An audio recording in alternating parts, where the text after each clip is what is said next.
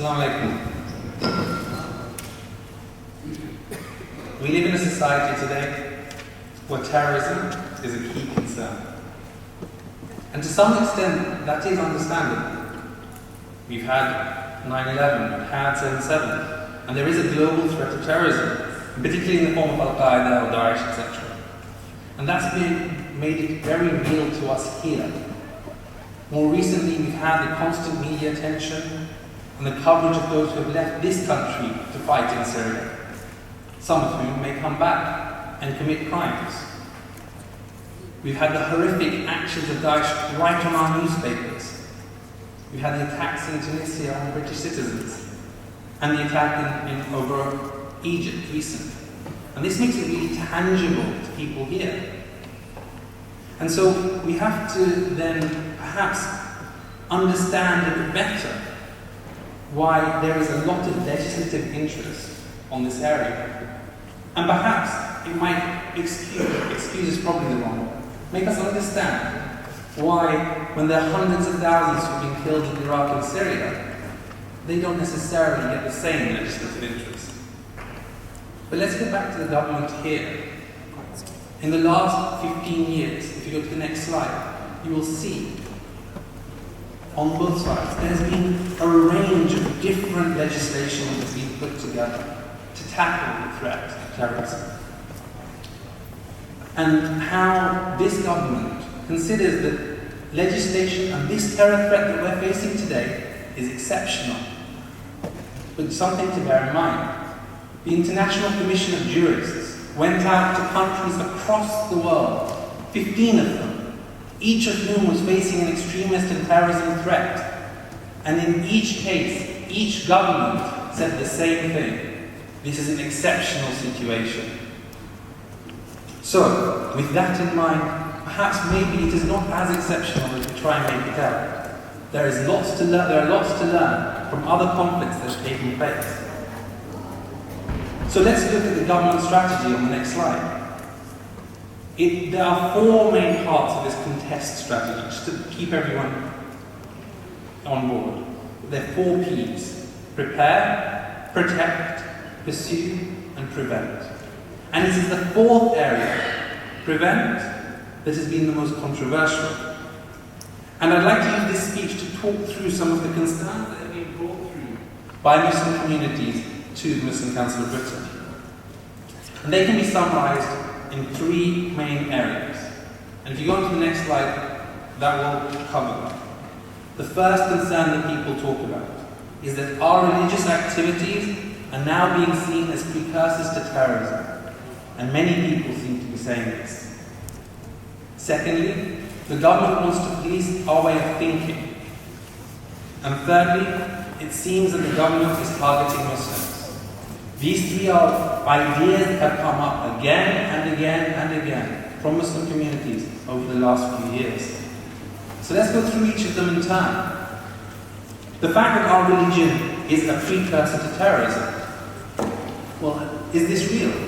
Well, Hazel Beers on the radio said if someone starts going to the mosque 5 times a day, that's a sign of them becoming radicalized. This is something that is quite horrific, and this is something that happened just recently, in the last few years. We have had police chiefs who talked about not celebrating Christmas or not going to Marks and Spencer's as an example of radicalization. And just yesterday, we saw how someone converting to Islam was seen as a sign of radicalization. So we have this idea that if someone has more religious or extremist religious views, they are more likely to become a violent extremist. And I'll come to an idea of what this definition of extremist is later. But the problem about this idea that there's this sort of conveyor belt from religiosity and being socially conservative in religiosity to becoming violent in your actions doesn't have any evidence. A Whitehall paper classified as restricted, but leaked to the Telegraph, and entitled Government Strategy Towards Extremism in 2010, said, "We do not believe that it is accurate to regard radicalization in this country as a linear conveyor belt moving from grievance through radicalization to violence.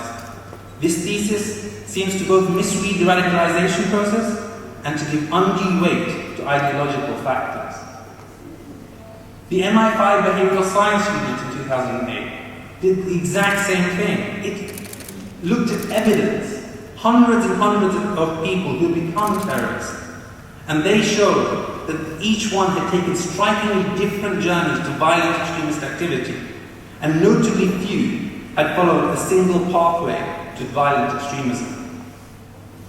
Like Theresa May's right-hand man, Charles Farr, has said, we need to be careful of oversimplifying this issue and saying religious ideology is the cause. So how does radicalization take place? It does need something to make someone who has a legitimate cause or an illegitimate one want to use violence to deal with it.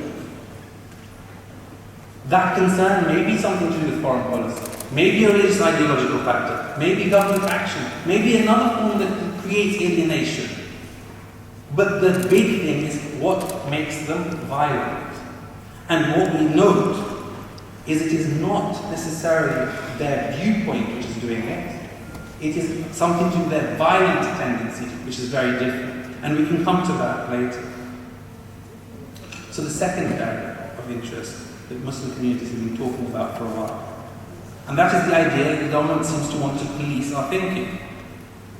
And what I mean by this is that extremism as a definition is quite complicated. But when we see it, we seem to be quite clear. When we see Anjem Choudhury talk, and some of his speeches, when we see the March of the English Defence League or Brigade in Newcastle, we see these as examples of extremism. But what does the government define as extremism? It's something that's much, much more broad.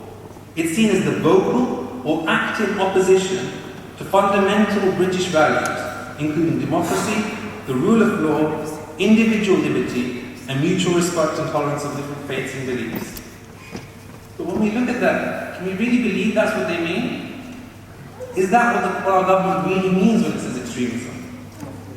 I mean, we have seen quite clearly that the 37% of the British population who would support policies to reduce the number of Muslims in the UK, they would fall under that definition. Does that mean 37% of our population in the UK are extremists? What about the philosophers who support Plato's view of a benevolent dictatorship? They're against democracy. Are they extremists? What about the majority of the Conservative Party in the last parliament who voted against same-sex marriage? Are they all extremists? Well, that's clearly not what is meant. So, what is meant by this idea of extremism? Well, let's talk to the architect. Let's find out what the architect of the counter-extremism strategy, the Home Secretary, Theresa May, said when she was on the Today programme in July. She really struggled. She wasn't able to define what she really meant by extremism.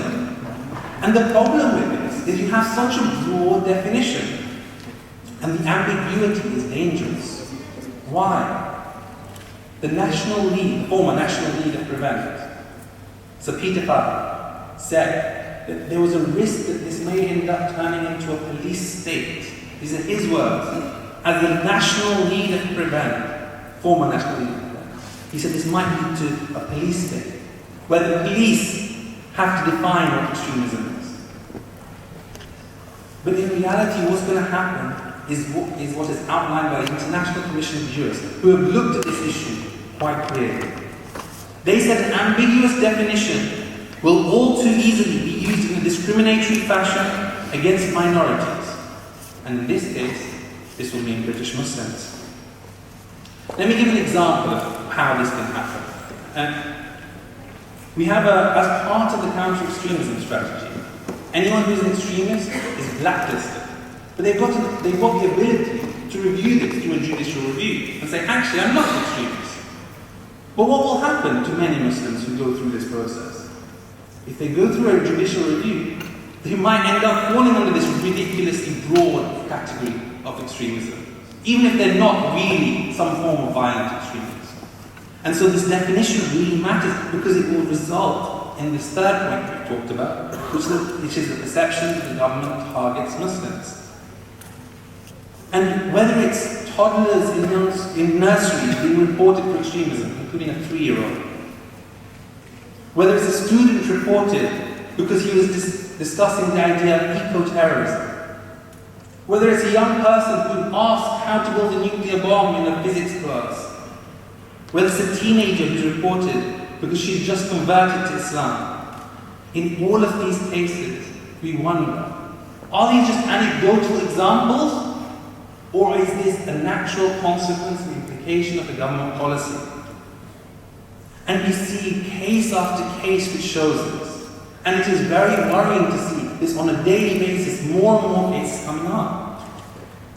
Hundreds of young people in schools have been referred to their counter-terrorism team. 80% of them have been shown not to be radicals in any way. And the others have been investigated and looked through. What is this showing? There is such a wide net that is being cast. And it looks like the government is ignoring the real concerns of Muslims, as well as seemingly targeting them. Whilst everyone would welcome the fact that the government is now looking at Islamophobia and treating it as a separate form of hate crime and recording that to the police forces across the country, that is something to be welcomed. But when Matthew Goodwin leads the Anti-Muslim Hatred Working Group, citing the fact that the government is not making any action against Islamophobia, it is of concern.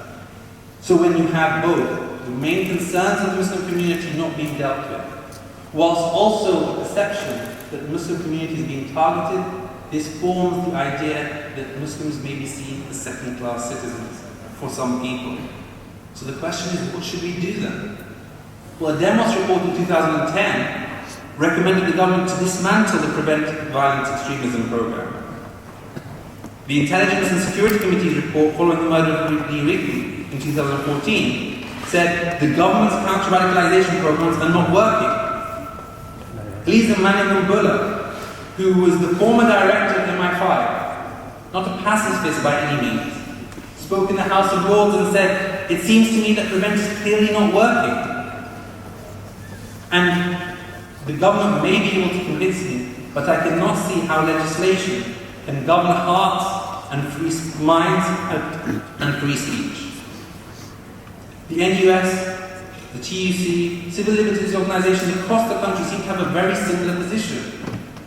So what we see is that the current policy has a real risk of being counterproductive, with alienation being fomented as a result. And we need to be transparent. And we need the government to be transparent and review Prevent at the minimum, as David Anderson QC has recommended.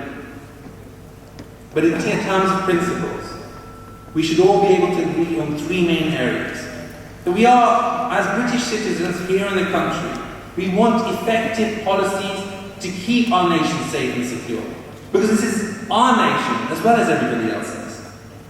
And the 3 things that we should be clear of are: number 1, policies should be evidence-based. So this conveyor belt theory, which really doesn't have any evidence, should not be underpin legislation. We should define clearly what we want to tackle before trying to tackle it. And thirdly, we should not discriminate and target any community. And we should learn the lessons of countries across the world, including Northern Ireland.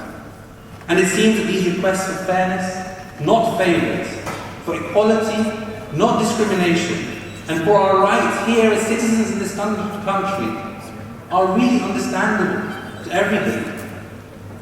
But it seems that unless the government talks to Muslim communities from a diverse range of backgrounds across the UK, we will not see this change happening. So it's up to us here, as Muslim communities and as supporters of trying to keep our nation safe and secure in an effective way, to try and come up with that right approach. We've talked, as the Muslim Council of Britain, with representatives of Muslim communities in America, in Canada, in Australia, and even Nigeria in the conference. And today will hopefully mark the first of a series of discussions that you'll see on the next slide, across the country, where British Muslim community views can and will be heard. Look forward to hearing from you and your questions later. Thank you very much.